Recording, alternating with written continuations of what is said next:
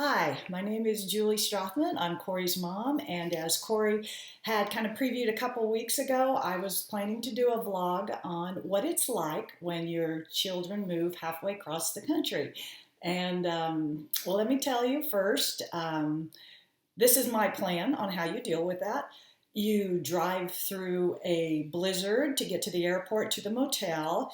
You get up at 3:30 in the morning and get on the shuttle to the airport, and then you sit in the airport for 5 hours because the flight is delayed, and you fly to New Jersey to see your child. That's how I deal with it. So here we go.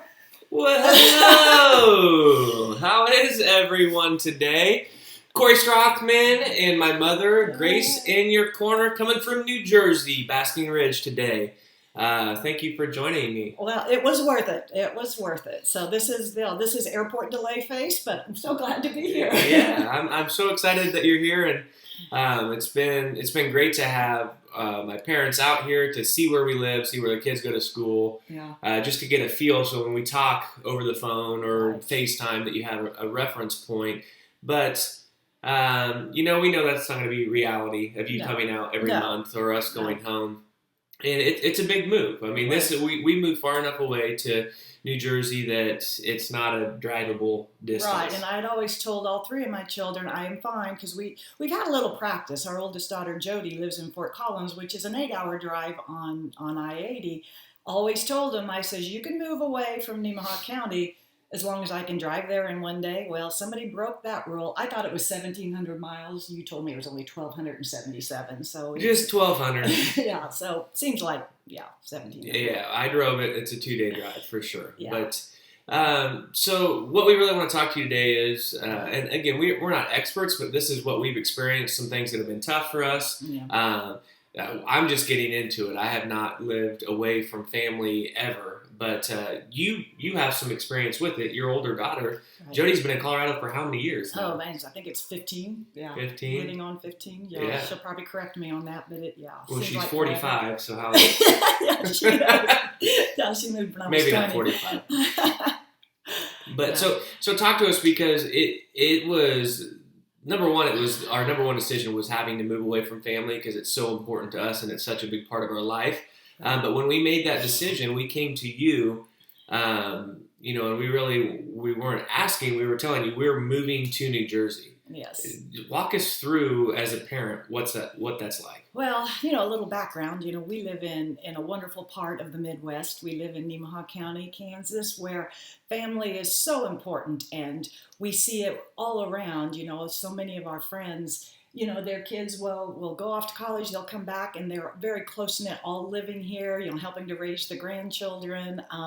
Always kind of felt like we were fortunate that, even though Jody was 8 hours away, that Corey and Lauren and Tanner and Molly were just, Kansas City, a couple drive, and spent a lot of time there. But, that's the kind of culture, which is wonderful, that we are used to. So, for Leroy and I, hey, although our grandkids, we have none of them living in Nemaha County. It's something that we have had to kind of deal with all along. So when, Corey, like he said, he didn't say, what do you think? He told us. And it was on the phone. And I remember he said, you don't have to say anything. Just want to give you time to process it. And I don't think we did say anything. It was pretty awkward conversation. It was silent. There's a lot of silence. There was a lot of silence because, kind of as we talk about our conversations, when you don't know what to say, you don't always have to expect a response. And Corey prefaced that. He said, you don't have to say anything. I just want you to think about it. And it was silent. Well, I think some of that comes back with our experience that we've had in the last year of just having open conversations. Because in the past, I think either I would have tried to justify it or my parents would have tried to give me an answer. And we weren't looking for an answer. No. We were just looking for getting information out there and letting people process through that. Right. And it's just a different mindset that we have now. And it was pretty jaw-dropping. I mean, it was like Leroy and I both kind of looked at each other. We didn't even say anything to each other. And it was a short conversation. Yeah. And he hung up and we just kind of, okay. So Corey gave us some time to process that. We thought about it. And I guess the analogy I want to make for those of you that have, lost a loved one, and a lot of us have, have gone through that. I would compare it to going through the 5 stages of grief. And, those 5 stages are, denial, anger, bargaining, depression, and acceptance. So I think I went through 4 out of the 5. First of all, it was, denial. I go, did we just really have that conversation? Are they moving to New Jersey? And then Leroy, he immediately associates New Jersey with New York, which he says he'll never step foot in New York, but he will. We'll see. Yeah, we'll see. He'll be in New York. So, the first thing was just denial. This is not happening. I went through that. And then the next one, anger. And I think I did have a day of anger. I was just like, and it kind of goes with what we've been through with you, and with your whole road, with the depression and the addiction. It was just denial. I remember just being home and saying, God, really? Are you kidding me? Really? After everything we've been through? Really? Now they're doing so well and now they're going to move away? And I went through that too. Don't think I ever went through bargaining. Did I ever bargain with you? Not with me. If you did, I definitely lost the bargaining stage. Do you remember any of your family or anybody else saying, "Really, can't you just stay here?" I think a lot of people, because we moved for an opportunity for Lauren to advance in her career, and I think a lot of people had questions for her. Not to put words in her mouth, but it isn't that opportunity here in Kansas. Right. They want to know, why would you move so far away? Right. Can't you find something closer? So I think that could be a stage of bargaining, but it was probably the fewest or littlest part of the stage of the 5. Yeah, that's the one I didn't, and I think I probably didn't go through bargaining because of our experiences of how we deal with communication with each other. 2 years ago, I would have probably done bargaining. But then the next stage, depression, of course, I was sad. There was a lot of Kleenex time. I think that's where I got a lot of support from family and friends. They would come up and say, hey, I hear, that you're, and I said, I appreciate you, that anybody that's ever had a child move away, they understood. It's hard. I also told my kids, you can move, but don't take my grandkids, but that's kind of a joke we always had. But yeah, people that have been through this, you understand. It's just a heartache, that you have to go through. And then the last stage is acceptance. And I think that's why we needed to make this trip, because seeing, where they're at and how well they're doing and the perfect fit for them. And, it's just, this is where they need to be. And as a family, we can do this. Yeah. And I was going to make a t-shirt, this has been my saying, that the closeness of a family never depends on proximity. You can have, your family is as close as you make it, and it takes work. Even if you're living, 5 miles away from family members, to stay close and to stay involved in each other's lives takes work. And Jody taught us that. Already in the last 15 years, we have to FaceTime. We make time to call each week, and it does take work. I know there's sometimes when she'll make a call home to me, I know she's tired, but she knows we have to keep those connections and just the scheduled times. You work at it so that you stay involved in each other's lives. Yeah.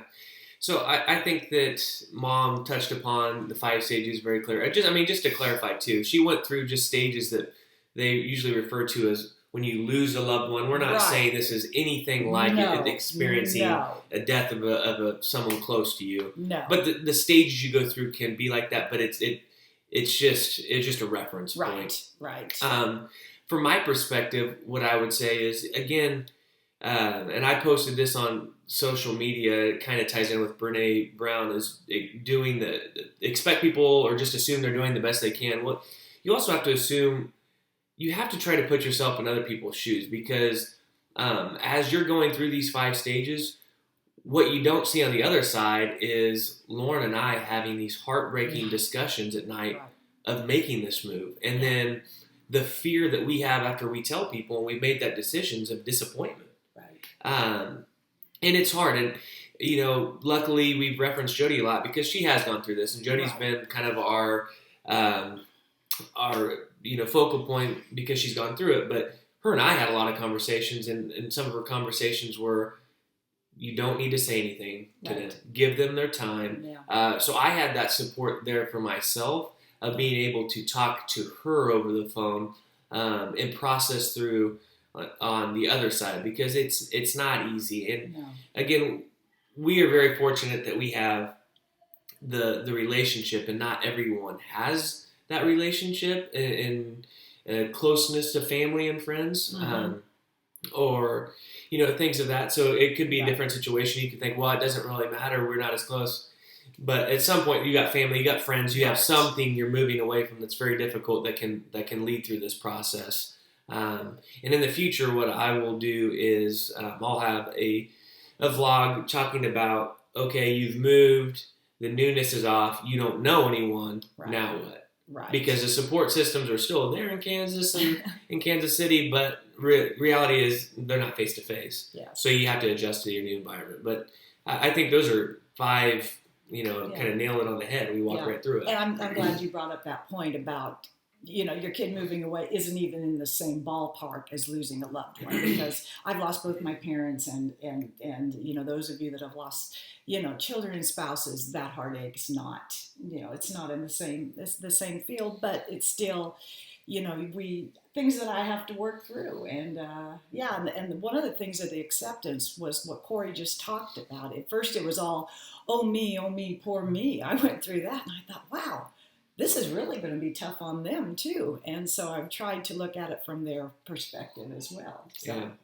And so behind closed doors, Mom and I have had a conversation at the 5, and she did tell me that acceptance was the hardest one, because accepting her favorite child moving to Closeness, it's been really hard, right? I mean, Jody moved away. Well, Tanner's moved up to favorite, I gotta tell you. But no, it's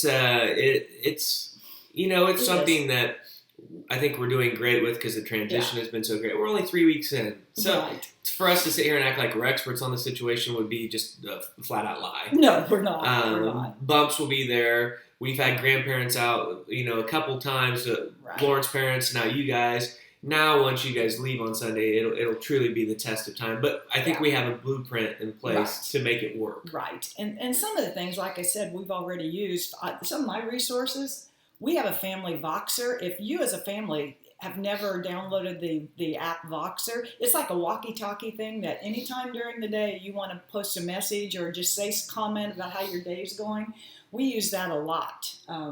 Sometimes at work I have to turn it off because these guys will get to be sending messages and I can't be doing that while I'm working. But Voxer, I highly recommend that. And then greatest Christmas gift ever, if you don't have Alexa home. We had the small Alexa, but we all have the screen now with Alexa home where we can Alexa just show whatever it is. Echo. I don't even know what it is. It's an Echo. Yeah. Oh, whatever. Echo Show. But I can say, Alexa, call Corey, and boom, I can FaceTime with my grandkids, or Alexa, call the other kids have it as well. So that is a great tool. In fact, it has a little feature on it that we can drop into Corey and Lauren's living room anytime and just see what's going on. Did you turn that off? I have turned that off. You turned that off. Unfortunately, you do not have access to our house. Yeah. But so essentially what you hear is technology allows you to do things it didn't allow you to do in the past. You could always make phone calls. Now you can see people. It with the touch of a button. It's so accessible, and it's important. I think that no matter what, you touched upon it before, that Jody and you make that effort. Yes. You can have any technology in the world, but if you don't consistently utilize it and stick to that plan of communication, then it's very easy to just get caught up in the day-to-day life thing and say, I'm too busy, I'll touch later. And before you know it, it's a month and you haven't talked. And I see it with even our Voxer and our family communication. It picks up when we know we're going on family vacation. We have a lot more communication, and then afterwards, and then it'll kind of go away because people get caught up in their daily lives. So that's important. But another point that I found out, and I think I learned through the last year, the communication part, where we post on our family website things that we're doing back home in Nemaha County. I assumed that, sometimes, hey, we're not going to include Jody on those because I don't want to make her feel left out. And so I just asked her, and I was wrong. She said, absolutely, I want to see everything that's going on. So we didn't want to make her feel like she was missing out on something back home. So we didn't share everything. And you need to ask them, do you want to be part of that? And I was wrong. Yeah. I assumed, don't ever assume. So now she gets every little thing that we're doing. Yep. And, it might be different for someone else. It might be, yeah. I feel like I would want to know too, but you can always relate it back to just having the ability, once you set those boundaries, of just being able to have honest conversations. Yes. And stop tiptoeing around important topics and the elephants in the room, and just ask and say, you know what? We're going to send these. Here's what we're doing. Would you like to be involved in it or not? And if they say no, you respect it. If they say yes, great, involve them. I agree. But the worst thing you can do is try to assume how they're going to feel. Yeah. And don't ever do that. Don't ever do that. So that's where we're at today. Yeah. And it's, I think a lot of you out there have, experienced the same thing. I would love, you could post below ways that you keep in touch with your family, things that you do. Because we're gonna come back as much as we can. You guys will come out here. We have a family vacation. Another thing that is non-negotiable is we all put on our calendar a family vacation that we can always look forward to and that we know we're going to have. But I think that this is a just great way to process and think. If you're feeling anger at someone that's moving, that's okay. Yeah. You don't have to feel ashamed of that. If you're feeling the sadness and the sorrow, that's okay, and that's just a normal part. But know that you need to be able to process through that some way and cope with that again in a healthy way. So how are you going to find a healthy way to cope? And even on the other side, if you feel like you're letting someone down, understand that those are normal feelings. But at the end of the day, proximity. What's your quote? The closeness of a family does not depend on proximity. It definitely doesn't. Yeah, and one thing, you talk about how those feelings, when you go through all those steps, once you're through it, doesn't mean you go back. I'm sure I'm going to cry the whole way home on a plane. Okay. Yeah, it's it's never easy to say goodbye. No. It's very candid. As the last night that I stayed at my parents' house, knowing that that's the last time that I will be there and living in the state of Kansas, I had tears when I woke up that morning, and it was hard. But I think the more that you put things into place and you see that life adjusts and you can still maintain the strength of your relationship. The great thing that I told Lauren about as we were driving to the airport to pick you guys up is, I'm even more excited this time because that when I live in Kansas City, I could see him any weekend. Maybe back-to-back weekends, it's like, okay, well, I'll just see him again. But we really are embracing and enjoying the time. These are so much more meaningful experiences. Yes. So, you have to stay positive and look on the bright side too. Yeah. But that's good. And there's one other thing we wanted to touch upon. Do you have just one more minute? I do. Okay. Well, we have lots of time. We're going to try to wrap it up in 20 minutes. But so another reason that they came out here, and I'm going to do a separate blog on that, is I am at the 1 year mark of probably the lowest time, the lowest time of my life. And it seems like it's been in dog years. It seems like, Give me 7, right? Yeah. Can we do it in dog years? Yeah, it was. Yeah, last year's been long. Or is dog years the opposite? I don't know, but it I seems like completely more than goofed a that year. one. I think dog years is 7 to 1. I don't know. Yeah. But anyway, what I'm saying is, obviously, it seems a lot longer, but I'm going to go and walk through exactly what it's been like in a year in a separate setting. But for anyone out there that's struggling, any family members that are witnessing someone struggle, in just 365 days, the amount of growth that my life has seen and advanced to, I would have never guessed a year ago. I was not sure that I would be sitting anywhere, quite honestly. We were sitting in a police station a year ago today. We went out to eat. Yeah.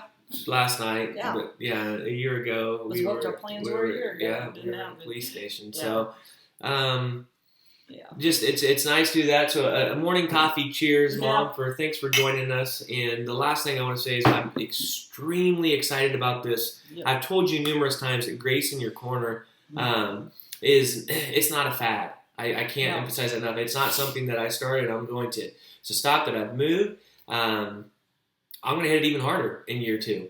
And we're not, Grace Corner started about in March, so we're not even to a year at time in that. But I am excited to announce that we've got something in the works. It looks like we have an outreach in Kansas and hopefully a spot in Nemaha County coming up. We've got a corner that the mission is going to hit the ground running, to be there, to be a support, to be an open ear to listen with zero judgment, with giving our life experiences, making connections, the relationships that can be there. Right. We're going to help people. We are. And we're going to talk more about that more officially in the next 2 weeks. But we think we've secured a corner up in the Midwest, Nemaha County, and to be a resource for people. And I know I've talked to a lot of people in the last year that are really excited about the mission. So those of you that are out there that I talked about, it is going to be an outreach office in Nemaha County. Feel free to contact me if you're still willing to be a resource, would like to volunteer, want to ask questions. But we'll have more official information in the next couple of weeks. But we're really excited. Yeah, and all my information will be there. And I'm so excited for getting a place in the place that I grew up, because there's so many people there that I know, and so many people that have reached out with situations, and I will be offended if people don't call me just because I'm in New Jersey. We just talked about technology and the phone. I want to be involved as much as I can, and I will be involved because the mission must go on. And Kansas City folk, Manhattan folk, anyone that's listening, just because it's not in your town doesn't mean that we are not going to get the mission going. And great things to come, and they are coming soon. So stay tuned to that. Technology. But thank you, Mom, for spending the time this morning. And we're going to go do some New Jersey things. And this was great. Thanks for listening, and you're going to be hearing from us again very soon. That's right. And last thing I got to say is, I'm going to go down here. Well, I can't. How about those? Cheers! Take care, everybody.